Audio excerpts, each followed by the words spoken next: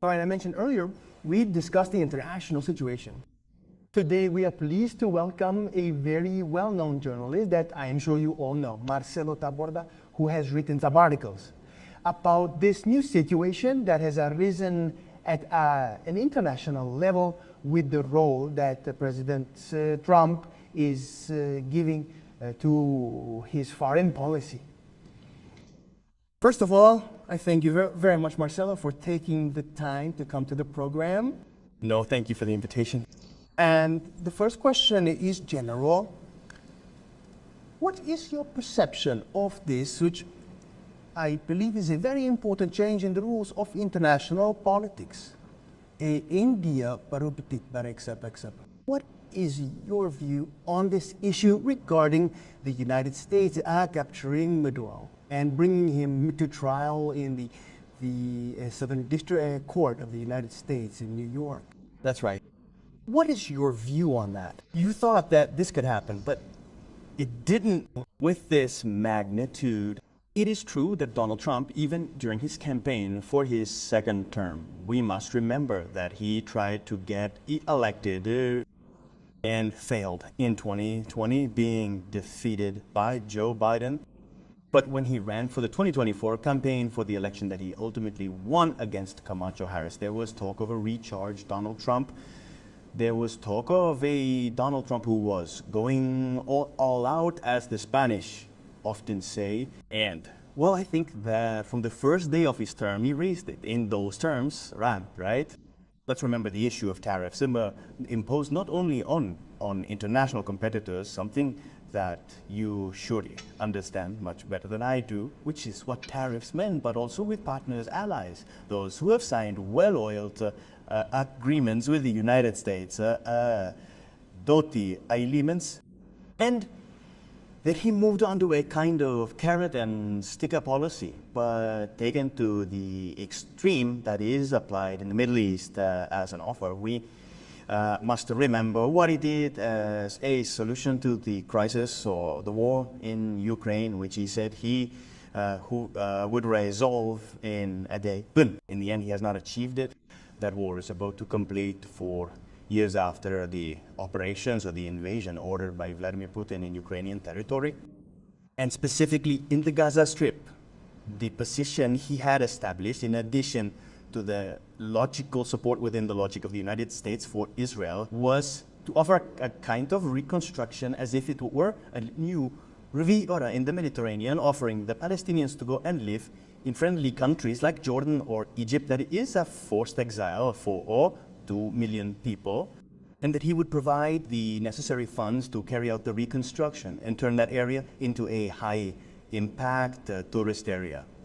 Okay, to bring it up a bit closer, the idea that was being made until not long ago was that it was going to happen, for example, with Latin American countries, and for months now, offensives began against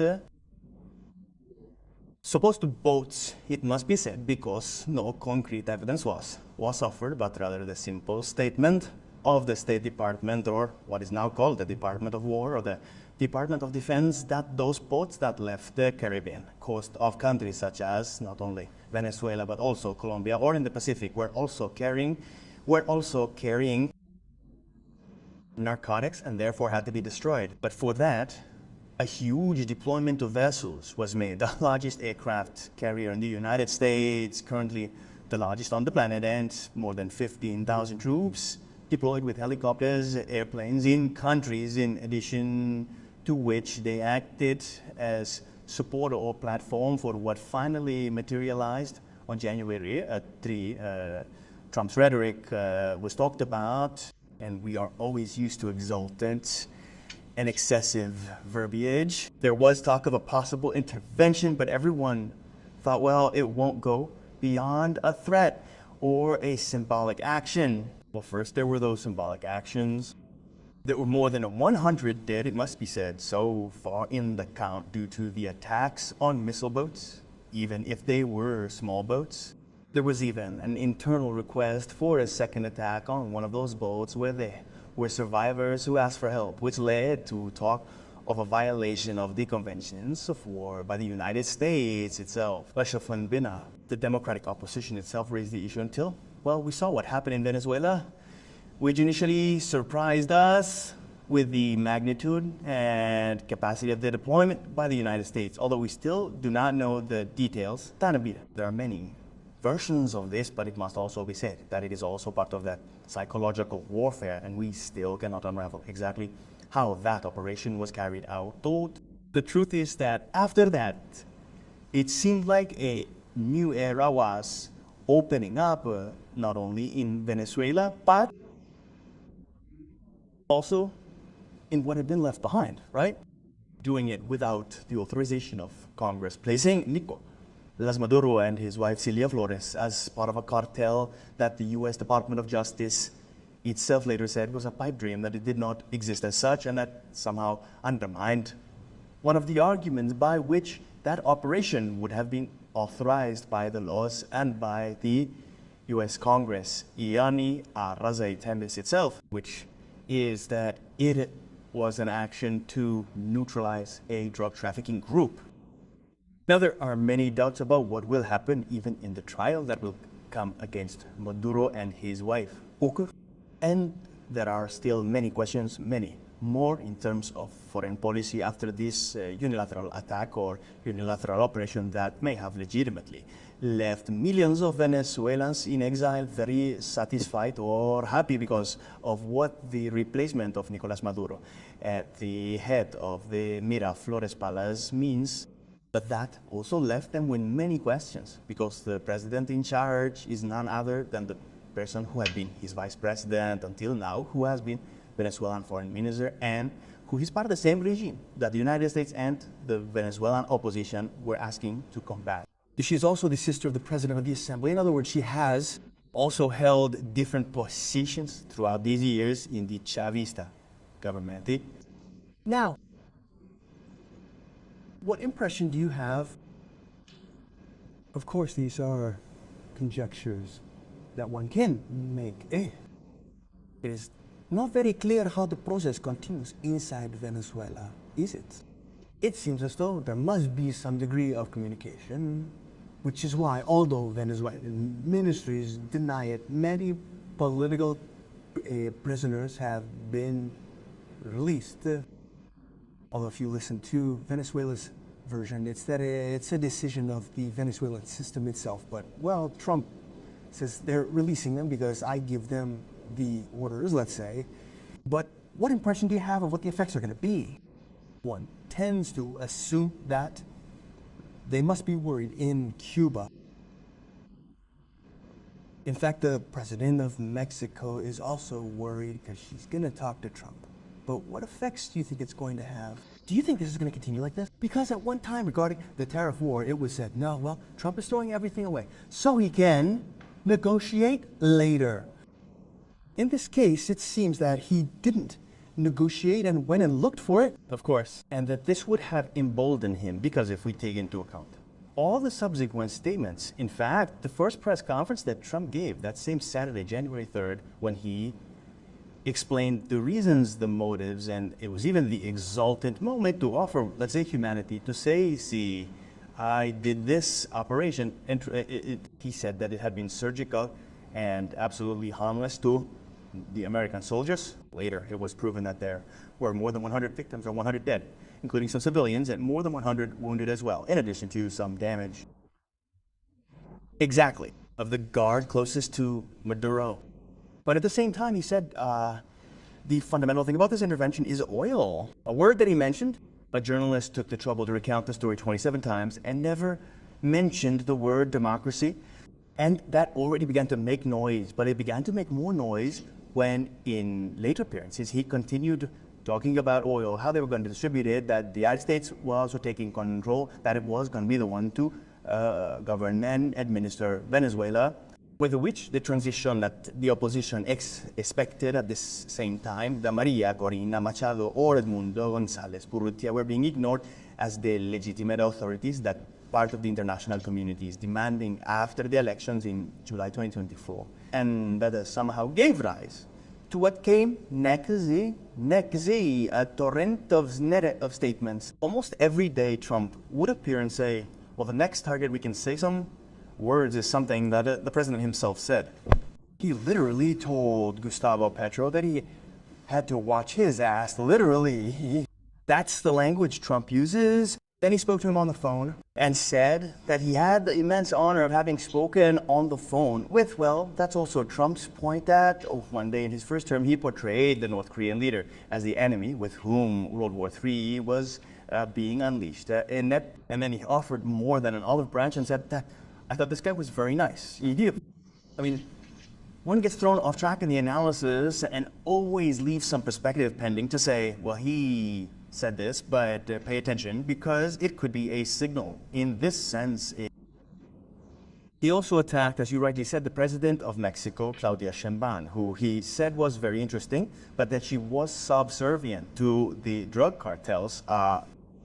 But in a later communication, they also agreed to a collaboration. That is to say, I think he also takes stock, and this is a bit of his language and style, or what he gets out of these threats, he takes it out directly and immediately capitalizes on it as an achievement or what offers him some type of resistance or dispute. He threatens with direct action, and there is always at stake the possibility of Cuba using force.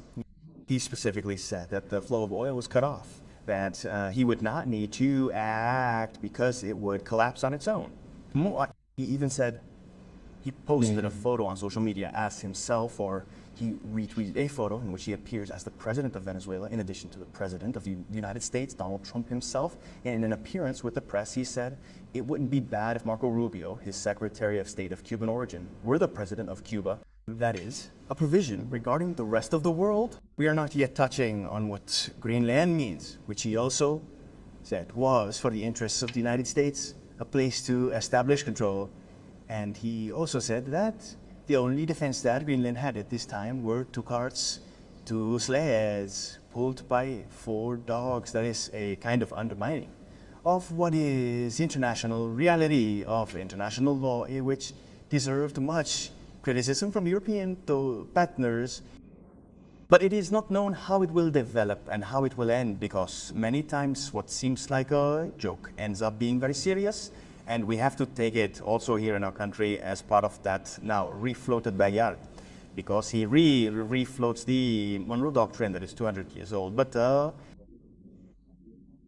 gives it a new imprint. He even jokes about calling the Donar Doctrine the Cefasen, the Cephana Doctrine of these issues, and says that, well, all the resources that are scattered in the Western Hemisphere, which he calls ours, that is theirs, are part of that strategy of interests and national security. So talking the other day with a colleague, he told me we now have this character at the door of the Amazon, a Brazilian colleague, an environmentalist, very concerned about this issue. And I think we should also look at what we have as a freshwater reserve. What is our south? What is Patagonia? In this case, I bring you Argentina, since you mentioned it. This process that ended with Maduro had just begun, let's say that one, the process had just begun, and it was reported that Maduro was actually the one running a Corral de los Soles. Still, Argentina, through the foreign ministry, included that organization among those classified as terrorist organizations, right? I mean, Argentina is very aligned. I would say that even President Milei, in some aspects of his style, resembles Trump. Well, I say, he supposedly mentioned that the Corral de los Soles was a pipe dream.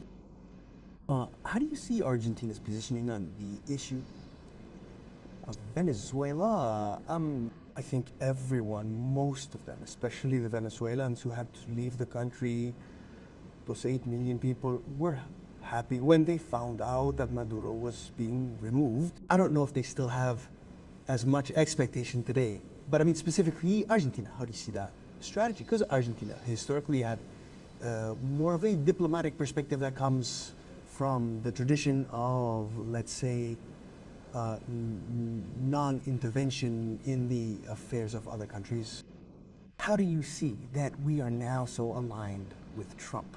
And one should go back to the closest precedent that we could have. We could go back to the 90s when former Foreign Minister Guido de Tile was asked about carnal relations, and he reaffirmed it by saying they are very carnal. Well, I think this goes even higher, because it seems to me that there are times when gestures are unnecessary.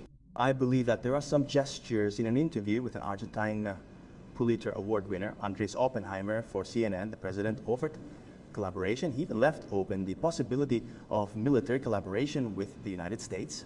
It seems like a contradiction. We still don't have control over the fires in Patagonia, but it seemed like an exaggerated thing.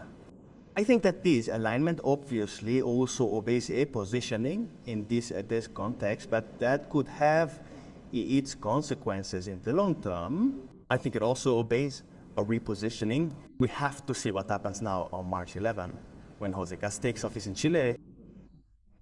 Scott Bessent himself, the U.S. Secretary of the Treasury at the time, before what happened in Venezuela, said, "We have almost complete control of the hemisphere of the continent without firing a single shot," making a reference and a comparison with what had been the leaden years of the Condor Plan. Right? But, well, if something different were to happen, or what would happen if later on in these countries that are now aligned, there were a government with a different sign, that is the first big question mark. Then there is another detail that happened this week, what happened with the European Union and Mercosur agreement. We will have to see if Donald Trump thinks it is not so convenient at that time and wants to exert his influence on those governments that he considers friends, among which evidently is that of Javier Milei, for mutual favors, especially because of the great electoral favor that the Argentine president received from the Treasury Department last year. We will have to see what will happen in that sense, especially when this sort of treaty and this agreement have to be ratified in the countries that Congress is. And beyond that, especially this positioning, how does it leave us with what you were saying? All traditions that have earned us respect internationally in more than one sense. One might say yes, but what do you gain economically with respect? And often new agreements or openings to do business are gained from it, probably it, based on it, positioning that one has. When one adopts a much more genuflecting or follower position, different in some exaggerated sense, it can end up paying when the person in question also has a lot of internal questioning, And has elections. and what happened in the middle of this year's term, and what happened again in Minneapolis. I remember what happened in the first term with George Floyd, and the whole chain of demonstrations that are now beginning, but they are already massive, and the internal questioning is growing. Alan Koo, I think the polls are giving them a very bad result, and we will have to see what happens if in this midterm election they lose control of the cameras, especially because of everything that was said, everything pending, and everything he did in the first months of his term, which was, among other things, pardoning those who carried out the coup in the Capitol, which was something unprecedented in the United States, right? Marcelo, we are certainly going to call you so we can talk after the midterm elections to see how Mr. Trump has fared. I thank you very much that you came, and I promise you that we will talk to you again. Well, thank you very much for the invitation.